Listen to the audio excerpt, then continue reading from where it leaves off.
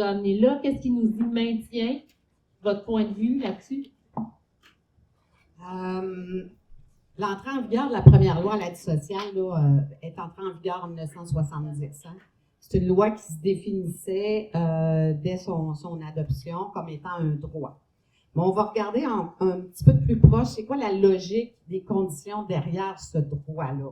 Et surtout, comment la pauvreté sert les intérêts du système puis du marché de l'emploi. On a beaucoup parlé, là, tantôt Joanne et Chantal ont parlé d'emploi, difficultés. Ben, ça va être un peu vers ça qu'on va, on va regarder un peu tout ça.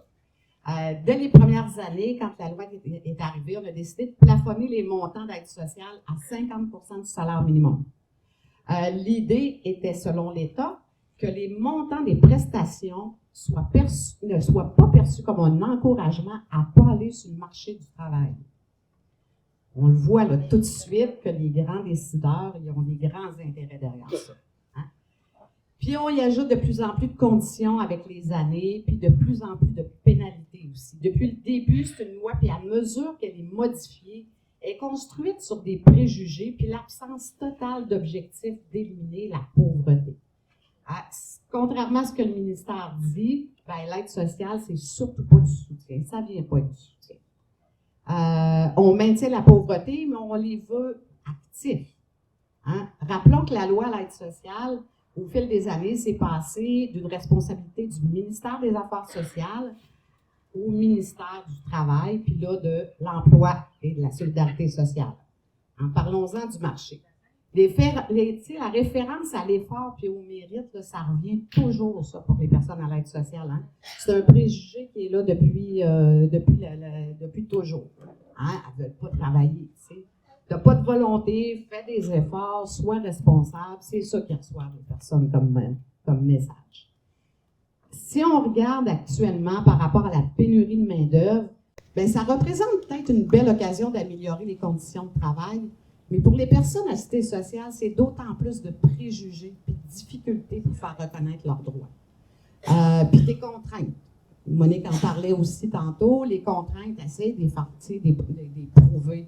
Hein? Pas de médecin, pas de rapport médical, pas de soutien psychosocial, pas de reconnaissance de contraintes. Pas de reconnaissance pantoute de personne. Niet. C'est que tu restes pauvre, puis arrange-toi.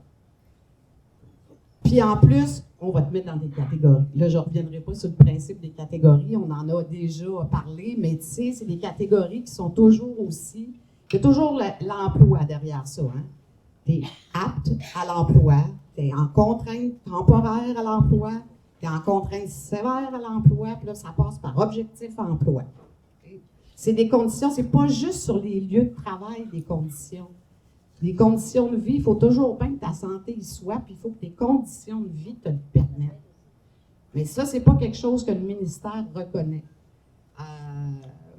On parlait du 5 heures tantôt de travail, ben en fait du 200 $.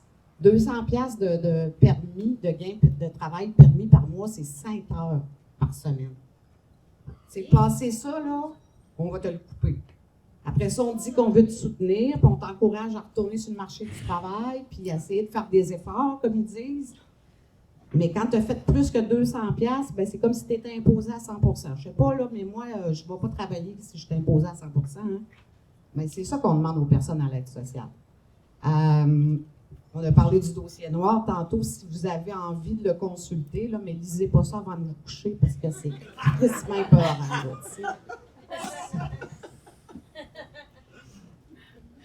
Pendant ce temps-là, ben, le ministère, lui, il ne tient pas compte de ses propres négligences, hein, à rejoindre un agent à l'aide sociale, hein, des difficultés à remplir les maudits formulaires en ligne, la sévérité des pénalités, des avis que les personnes reçoivent à coup de pas d'explication. On l'a vu, là, ça s'est traduit, là, cet été, on a vu des personnes recevoir des avis comme quoi les ententes entre les organismes pour les transports pour des soins médicaux et thérapeutiques, bien, les ententes avaient été abolies. Qu'est-ce que ça fait? Les gens ont reçu un avis comme quoi il n'y avait plus ces ententes-là. Fait que les personnes à l'aide sociale, c'est maintenant que les ententes sont abolies entre les organismes et le ministère. c'est avance le 200$ par mois que ça te coûte à partir de Port-Neuf, Saint-Casimir ou peu importe, ou dans le Charlevoix, t'en venir ici à Québec 2 fois par semaine pour tes traitements. Avance ça, puis tu iras demander au ministère de te faire rembourser après. Ben, c'est des annulations. C'est de rendez-vous médicaux. On joue avec la santé des gens. C'est la société dans laquelle on vit, puis le système met beaucoup de mesures en place. Puis, on regarde les banques alimentaires. Les banques alimentaires, c'était une mesure d'urgence qui était temporaire. Bien, plus ça va, plus c'est un passage obligé aussi pour les personnes à l'aide sociale. Puis maintenant, de plus en plus, on le voit, c'est aussi un passage presque obligé pour les travailleurs et travailleuses à bas salaire. On parlait d'itinérance tantôt. Le dénombrement des personnes en situation d'itinérance, c'est quasiment assez violent. T'sais. On sort, on va calculer le nombre de personnes en situation d'itinérance, on va leur parler un peu en leur demandant s'ils sont vraiment en situation d'itinérance. Après ça, on va faire des stats avec ça, puis on va dire « Hey, l'itinérance est en hausse. » Bien, merci de nous le dire.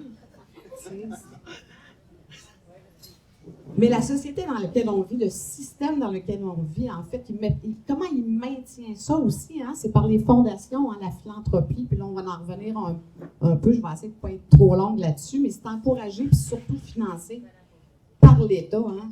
L'État qui se désengage de plus en plus. Alors, c'est le privé qui s'en fait une fierté. Hein? Individuellement, bon, on choisit ses causes, hein? On se donne une valeur à la fois monétaire, mais surtout une valeur morale. Hein? La porte est grande ouverte au privé pour prendre le relais du rôle de l'État. Les élites, ils font des pieds et des mains, ils rouvrent des fondations, ils font des belles campagnes, puis ça leur apporte une belle image, ils entretiennent ça, puis en plus, ils peuvent bénéficier des largesses de l'État. Quand on pense à la grande guignolée des médias, pour les banques alimentaires, belle cause, pour la santé mentale, t'auras beau mettre du fric dans des pubs, hein, pour contrer les préjugés, mais si tes propres lois l'entretiennent puis l'encouragent, ça mène nulle part.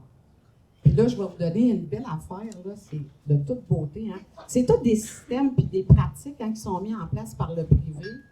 Et puis, qui font en sorte que c'est des aussi, on parle d'évitement fiscal, hein. Les grandes entreprises privées, ils ne font pas ça pour éliminer la pauvreté. Hein. KPMG. Hein? KPMG, qui est une entreprise qui font de la planification, qui organise, puis qui encourage surtout l'utilisation des paradis fiscaux hein, pour les grandes entreprises. Là, ils ont un beau document qui s'appelle Philanthrope perturbateur, une nouvelle vague de philanthropes contemporains façonne l'avenir. C'est ça tout l'écosystème qui est mis à travers la pauvreté. Hein. C'est un écosystème qui sert à soulager les consciences. Puis je sais, j'ai mon temps est écoulé. En tout cas, bref, cet écosystème-là, il se reflète aussi en santé, en éducation, en justice, en logement. On voit ça partout. Fait que pendant ce temps-là, on lutte pour la pauvreté. J'arrête. Merci, Danielle.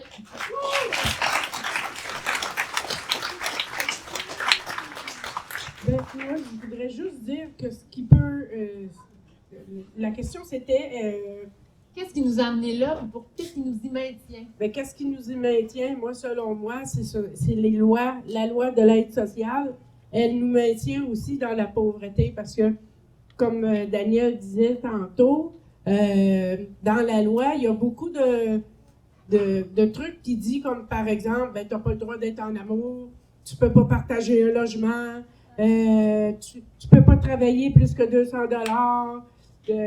Il y a beaucoup des « tu peux pas ». Les « tu peux pas », là, ben, dans la loi, ça devrait être enlevé ces « tu peux pas » là, puis donner une chance aux gens de vivre adéquatement et sainement. Si une personne a envie de partager son logement parce que ça lui coûte trop cher, ben let's go, vas-y, tu sais, fallait, au lieu de te ruiner puis de ruiner ta santé. Mais c'est le gouvernement qui est la problématique aujourd'hui en 2023. C'est les lois de l'aide sociale qui sont la cause de la pauvreté en 2023. C'est ça. C'est clair. Alors, Marie-Hélène Deshaies doit quitter à 11h, donc on va poursuivre avec toi, Marie-Hélène. J'ai oublié. Oh, on a un peu de temps? Ah, bon, mais d'abord, on va continuer selon l'ordre prévu. Joanne, selon toi, qu'est-ce qui nous a amené à cette situation, puis qu'est-ce qui nous emprisonne dans cette situation-là? Bien, qu'est-ce qui nous emprisonne? Premièrement, c'est les préjugés. Les préjugés, ils viennent pas juste des gouvernements, ils viennent aussi de la population générale. Tu sais, les gens, ils disent, ben, pourquoi ils vont pas juste travailler? Ben, essaie d'aller travailler quand tu n'es pas capable de t'habiller comme du monde, quand tu n'as pas d'adresse pour te faire rappeler, quand... Tu sais, bon. Il y a le non-accès aussi aux soins de santé mentale et physique. Souvent, là, quand tu n'as pas accès à des soins de santé mentale, mais tu t'auto-médicamentes, fait que tu restes dans ton cycle de consommation. C'est une roue qui tourne, puis c'est bien dur de sortir de ça.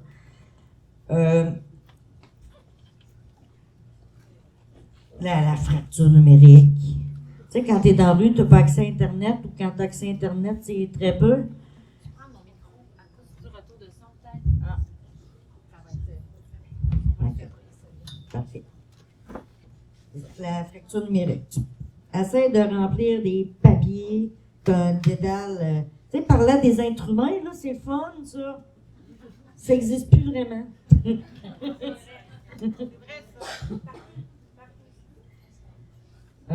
C'est ça, l'accès difficile au logement. C'est pas juste difficile, là, c'est quasiment. C'est un miracle. Moi, j'ai un HLM. Fait que je suis correct, mais je me dis, si jamais je le perds, je me retrouve où? Comment je fais pour avoir un logement? Puis là, ben, j'ai un enfant qui est avec moi. Je peux pas me retrouver dans la rue, là. Fait que je fais attention. Mais c'est compliqué. Gérer le budget, c'est pas.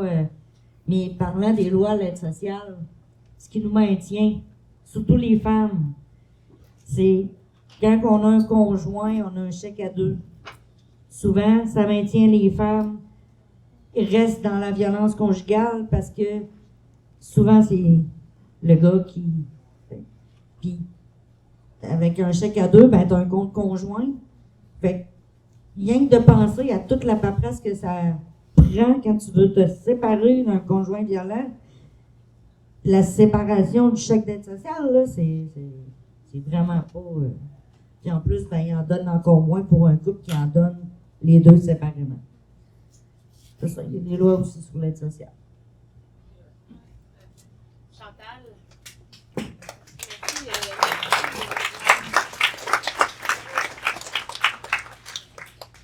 Tantôt, Daniel parlait du dénombrement. Quelle nouvelle on a reçue, là, de voir qu'il y avait plus de monde en situation d'itinérance. On n'avait jamais remarqué ça. Mais nous, l'hébergement, c'est un drop-in. Fait que les gens arrivent, c'est première arrivée, première servie. Et là, on n'arrête pas d'entendre qu'il y en a en masse de place. Hein, c'était calculé, mais là, peut-être un matin, il y a une nouvelle qui va dire qu'il va y avoir plus de place parce qu'il y a un dénombrement qui dit qu'il y a plus. Mais il y en a des situations de femmes. Nous, on envoie un minimum de 230 femmes par année. Puis on a, juste la nuit de dimanche, là, entre 7h et 9h, on avait refusé 4 personnes déjà. Il y a 4 femmes qui se sont fait dire, ben il faut que tu restes dehors. Puis après, ils vont dire, ben c'est ça, tu sais, moi, la phrase, tu as juste allé travailler, OK. Tu sais même pas si tu vas rentrer coucher, il faut que tu sois là à 6h.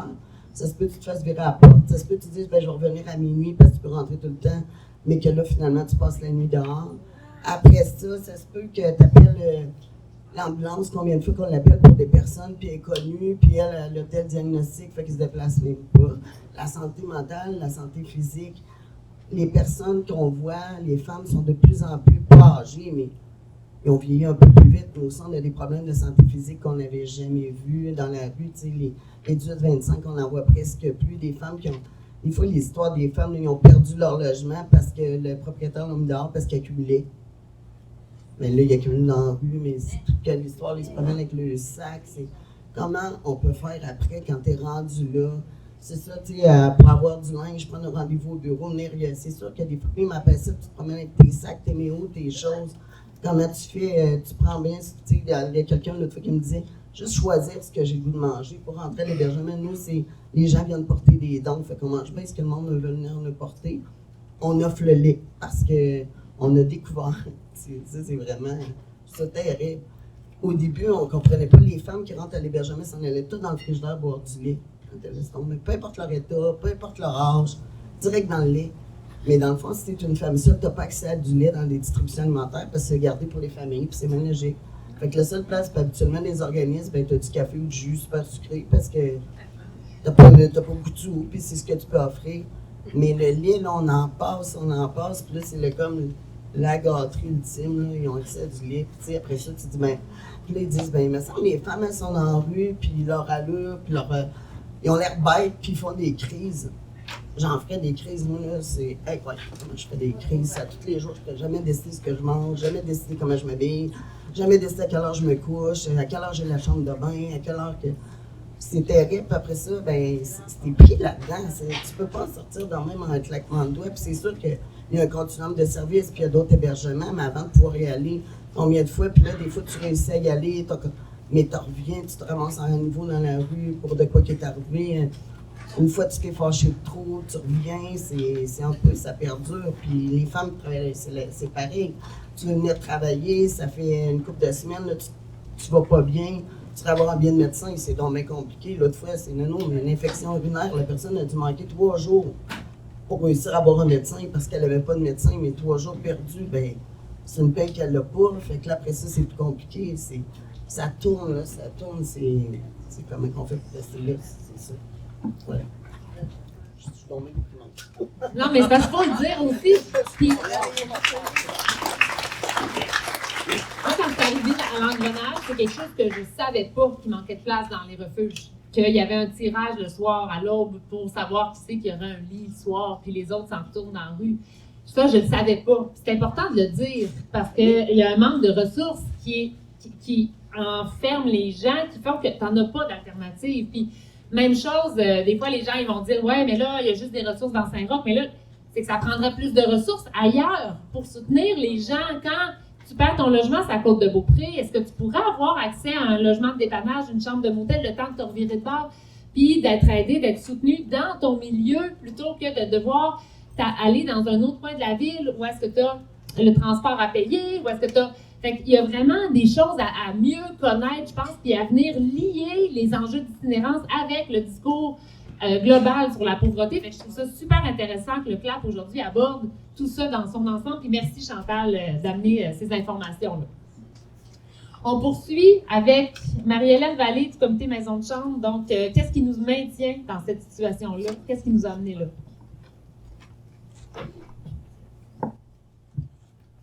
Oui, qu'est-ce qui nous maintient? C'est toute une question. J'y ai tellement passé chez nous, c'est la question que là, j'espère que je ne serai pas trop décousue. Je me donne des excuses à l'avance pour vous dire qu'il y a juste trop de réponses. Donc, je vais essayer d'y aller le plus succinctement possible. Et surtout, je n'ai pas toutes les réponses. Je crois que personne ici les a. C'est justement qu'il faut travailler ensemble pour les trouver. Mais bon, premièrement, si on parle, je vous parlais tantôt de la crise du logement, donc ça fait longtemps qu'on sait que ça s'en vient. Avant, on disait qu'il y avait une crise du logement il y a quelques années, puis on se faisait dire, une crise de logement, c'est quand que le taux il y a moins de 3% de disponibilité. Donc, il y en a plus que 3%, on n'est pas en crise de logement. Oui, mais allez sur Kijiji, là, ça n'a pas besoin d'être une grosse recherche scientifique. Allons sur Kijiji, sur Marketplace, puis essayez d'en trouver des abordables. Fait qu'on a changé notre façon de dire pour il y a une crise du logement abordable. Donc, on l'a vu venir, sauf qu'il y a souvent rien qui se fait jusqu'à temps qu'on soit dans la crise. Donc, je dirais qu'une partie de la réponse, on est lent à agir, mais on exclut la personne qui parle encore une fois. Je ne vais pas dire le gouvernement à chaque fois. Non, il y a plusieurs choses qui font que les décisions sont difficiles, sont longues à prendre, c'est compliqué. Ça, c'est ça, pas seulement pour le logement, là, pour tout. On sait que ça peut prendre des mois pour en arriver à une solution. Puis là, je vais y aller avec ma réalité plus de coordonnatrice d'un organisme communautaire. On voit les choses, je pense que dans le communautaire, notre force, c'est qu'on travaille avec les personnes qui vont vivre le plus les réalités. Fait qu'on les voit, les choses qui se passent, on les voit, les obstacles qu'ils vivent, ils nous le disent, on travaille avec eux. Les autres aussi, ils se lèvent la main, puis on a des militants ici ce soir, il y a plein de monde qui disent ce qu'on vit, c'est assez évident là. Hein, je pense qu'on n'a pas besoin d'une grosse recherche que le gouvernement passe 3 ans pour en venir à la conclusion que si tu n'as pas assez d'argent pour t'acheter de la nourriture, les gens vont avoir faim. Donc, c'est ça. Donc, je trouve que souvent, on n'agit pas assez rapidement. Souvent, puis je suis toute pour les recherches, là, je pense qu'on en arrive à des grandes choses. D'ailleurs, le comité, on a été créé à la suite d'une recherche, puis on se base encore sur les recommandations de cette recherche-là pour enligner nos actions. Mais c'est ça. Ça peut être long. Là, le gouvernement, il travaille. Là, il dit, finalement, il y a ça qu'on pourrait agir dessus. Puis nous, puis il est déjà essoufflé d'essayer de travailler sur quelque chose avec le peu de moyens qu'on a. Là, tu t'es, un appel de projet. On va essayer de l'attraper, essayer de l'avoir, d'adapter notre façon de faire, de s'inventer un projet qu'on fait déjà. Mais là, il faut dire que c'est un nouveau projet, il faut que ça soit novateur.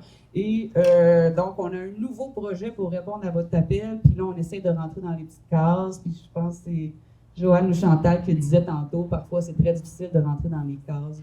On nous dit qu'ils ont besoin de nous, mais pourtant, on peut pas, on rentre nulle part. Donc, c'est ça, les gens qui veulent aider, les gens qui veulent faire quelque chose puis qui comprennent le plus la réalité n'ont souvent pas la voix pour parler. Puis là, je parle surtout des gens qui vivent justement la situation de pauvreté. Ce qu'on essaie de les aider à faire entendre leur voix. J'ai d'ailleurs entendu Legault, il n'y a pas longtemps, c'était un peu décourageant, qui disait qu'il ne pouvait pas répondre à tous les besoins du communautaire. Ça nous a fâchés, on était là, les besoins du communautaire, là, c'est les besoins de la communauté. C'est pas aux besoins du communautaire, tu ne peux pas répondre, c'est les besoins de la communauté. Donc, c'est ça, des phrases comme ça qui nous fâchent encore un peu plus aussi. Puis pour dire aussi comment on peut être lent à réagir des fois, là, on sait qu'on est en crise de logement. Il y a le 13 octobre, c'est signé une entente entre le fédéral et le provincial pour donner 900 millions que le fédéral donnait au Québec pour bâtir du logement. Je n'ai pas tous les détails. Donc, le 13 octobre, ça a été signé. Mais avant qu'ils en viennent à une entente, ça a été 7 mois de négociation. 7 mois d'attente. Je crois. Y a-t-il quelqu'un qui a dit un chiffre? Je me suis trompée. En tout cas, je crois que c'est 7 mois d'attente à attendre ça. Fait qu'imaginez maintenant combien de temps que ça va prendre avant que cet argent-là qui est rendu au provincial se rende. Ça va prendre encore plus de temps. Donc, souvent, c'est ça. On a un financement qu'on n'a pas eu parce qu'il disait le financement est sur une table, il attend d'être signé par le ministre. Donc, c'est plein de détails comme ça qui font que ça ne va pas. Pendant ce temps-là, les prix du logement, ils montent. Puis, il y a des milliers de personnes qui n'arrivent pas à répondre à tous leurs besoins. Puis, si on prend ensuite, les préjugés, on en a parlé beaucoup aujourd'hui. Je crois que c'est quelque chose qui revient souvent. J'avais un autre petit exemple. Je lis beaucoup trop d'articles ces temps-ci. C'est difficile pour ma santé mentale. J'ai beaucoup trop d'informations. Mais je vois des choses aussi intéressantes, des fois, qui est une étude qui a été faite à Vancouver. Ils ont donné 7 500 $ à des personnes en situation d'itinérance puis ils les ont suivis pendant 1 an. Puis, suite à ça, les résultats ont révélé que les participants avaient aménagé d'un logement stable en moyenne après 3 mois. Ils ont aussi fait une bonne gestion de leur argent en général, la grosse majorité en fait. L'argent a permis à près de 70 % d'entre eux d'être en situation de sécurité alimentaire après seulement 1 mois. Puis les dépenses en alcool, en cigarettes, en drogue ont aussi diminué de 39 %. Puis si je me souviens bien aussi, il y avait beaucoup de personnes qui leur restaient des sous aussi. On sait que c'est pas assez comme montant, mais de voir un montant de départ, comment ça peut aider aussi. Puis, il y avait aussi à la conclusion qu'il avait sauvé de l'argent en bout de ligne parce que ça a coûté moins cher de refuge, ça a coûté moins cher de soins de santé, des choses comme ça. Puis, il y a une autre chose intéressante aussi en parlant de préjugés, c'est que ils ont appelé aussi des personnes qui leur ont demandé « Qu'est-ce que vous pensez? Comment vous pensez que ça a été traité? » Juste pour voir l'opinion des gens face à ce genre de situation-là. Puis les résultats des personnes interrogées disaient que les personnes qui ont reçu l'argent allaient dépenser 300 $ par mois pour de l'alcool, drogue et cigarettes. La réalité, on le sait, la consommation a diminué, puis c'était moins de 100 $ par personne. Donc, on peut se poser la question, est-ce qu'on ne donne pas d'argent à des personnes qui en ont réellement besoin parce qu'on croit qu'elles vont prendre des mauvaises décisions? Est-ce que ce sont les préjugés qui font que les solutions proposées ne sont pas suffisantes et qu'on bloque les gens à essayer d'avancer? C'est ça. C'est un peu fort. On se fâche encore ensemble. Je termine en vous parlant d'une situation dont on a été quelqu'un qui m'a fait une demande d'aide au comité Maison de Chambre. En fait, c'est leur propriétaire, je crois qu'il était une vingtaine. Je demandais à Jean-Sébastien qui est quelque part. Je crois que c'était une vingtaine de personnes à une maison de chambre qui ont reçu des avis d'augmentation de loyer entre 40 et 60% de leur loyer. En plus de ça, le propriétaire disait, là, vous allez avoir toute une enquête de crédit. Il y a des gens qui habitaient là depuis des années et qui payaient toujours bien. Et vous allez avoir une enquête sur votre dossier judiciaire. Plein de choses comme ça. On voyait que ce qu'ils voulaient, c'était faire le ménage pour pouvoir monter ses loyers le plus possible. Donc, il y avait toutes des choses, en fait, que les gens peuvent refuser. Donc, c'est ça qu'on leur a dit. Puis, malheureusement, les gens, souvent, sont mal informés. Je ne sais pas si vous saviez que le tribunal administratif du logement, une partie de sa mission, c'est d'informer la population de leurs droits. Pour ma part, à part en m'informant par moi-même, j'ai jamais vu cette information-là nulle part. Quand on pense qu'il y a des gens qui ont une facture numérique en plus, ben c'est encore plus difficile d'aller trouver l'information puis savoir que l'augmentation, on peut toujours la refuser. Donc, il y a des gens, qui étaient déjà partis, puis d'autres qui, par peur des représailles, ils ont décidé de soit accepter l'augmentation, donc des loyers qui ont passé de 450 à 700 $ d'un coup, ou de quitter. Donc, voilà, c'est ce qui arrive dans ces situations-là. Donc, je crois que ce qui nous maintient aussi, c'est le manque d'information, puis de maintenir les gens dans l'ignorance des fois. Non, pas là. Clairement. Merci, Marie-Hélène. Allez.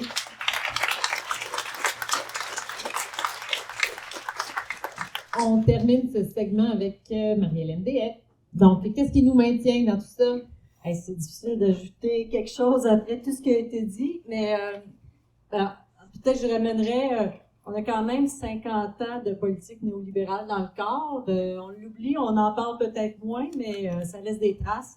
Puis, tu sais, quand vous avez parlé de la loi d'aide sociale, tu sais, en 89, on a vraiment renforcé l'idée de pauvres et mauvais pauvres avec les politiques. On en vit, tu sais, les conséquences, vous les avez bien nommées, comment elles sont là dans les relations avec les agents, mais dans les règles aussi.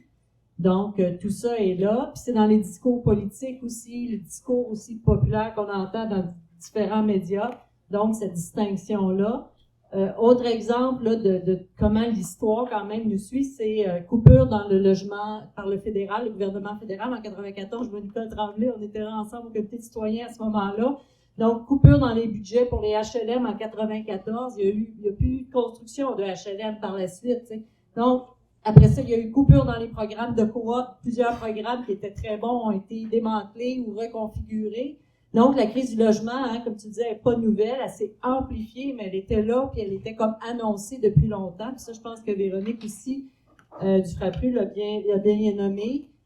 Autre exemple, l'insuffisance chronique du financement accordé au soutien à domicile et au CHSLD depuis des décennies. Bien, ce que ça fait, c'est que les personnes âgées, qui n'ont pas de soutien à domicile, elles se retrouvent dans des résidences privées pour aînés où elles paient trop cher, où elles paient les services à la carte. Et là, la situation actuelle, c'est que des propriétaires de résidences décident de fermer. Hein, on l'a vu, des batailles là, qui ont été faites extraordinaires de résidents dans des résidences privées pour aînés. Mais ces personnes-là devraient pouvoir rester chez elles ou être en CHSLD, en logement public d'hébergement, si elles ont besoin de ce type d'hébergement-là. Mais donc, c'est les conséquences de gouvernements, là, un après l'autre, qui ont surfé sur cette vague-là de dire on va en faire moins, on va en faire moins pour certains groupes de la population, mais on va en faire beaucoup pour le privé, pour favoriser le privé dans la santé, dans les services sociaux, etc. La demande, les tâches qui ont augmenté, des demandes auxquelles tu peux pas répondre, ce que ça fait aussi sur les travailleuses du communautaire, c'est dur pour les gens. Et ça fait aussi des équipes qui ont roulé. Il y a des gens qui sont partis à la retraite parce qu'ils étaient fatigués, épuisés. Donc, des fois, c'est difficile de combler les postes. Donc, dans les groupes communautaires, il y a une pression aussi qui est là. Les équipes sont fragilisées. Et le financement, il y a eu dans certains cas du financement supplémentaire, mais il était temporaire ou en tout cas, il était bien en deçà des besoins. Donc, c'est pas facile non plus pour les groupes communautaires. Certains aussi avaient du financement, le financement a cessé. Donc, là, se retrouvent avec des projets qui ont été montés, mais comment on les continue, comment on continue à répondre à ces besoins-là. Puis peut-être juste pour finir, plus sur le plan d'une idée là, très forte qui est partout, puis qui, moi, vient me chercher, me fâche beaucoup à parler de colère, mais c'est toute l'idée de mérite, tu l'as nommé, dans les médias, dans les discours des élus. Puis tu sais, cette idée-là, je pense qu'il faut la combattre parce que ça contribue à ce que cette pauvreté-là tu sais, même si c'est juste une idée, mais elle sert de fondement aux politiques. C'est toute l'idée du mérite. Hein? Tu as une bonne job, c'est parce que tu l'as mérité. Tu as une belle maison, c'est parce que tu as travaillé pour. Tu as fait de l'argent, tu sais, je sais plus ce qu'elle disait, tu as fait de l'argent avec des blocs appartements, ben c'est parce que tu sais bien tirer ton épingle du jeu, hein? Alors que c'est très amoral, toutes les flips. Moi, j'ai entendu parler cette semaine de logements qui avaient carrément doublé de prix dans Saint-Sauveur. Tu as fait des études parce que tu es particulièrement doué. Tu es en bonne santé, c'est parce que tu sais comment prendre soin de toi. Alors, tout ce discours-là, pour moi, il est très, très toxique et il est très dommageable pour les personnes. Puis, malheureusement, ben, il est partout. Fait que je pense qu'il faut aussi combattre ce discours-là. Voilà. Wow!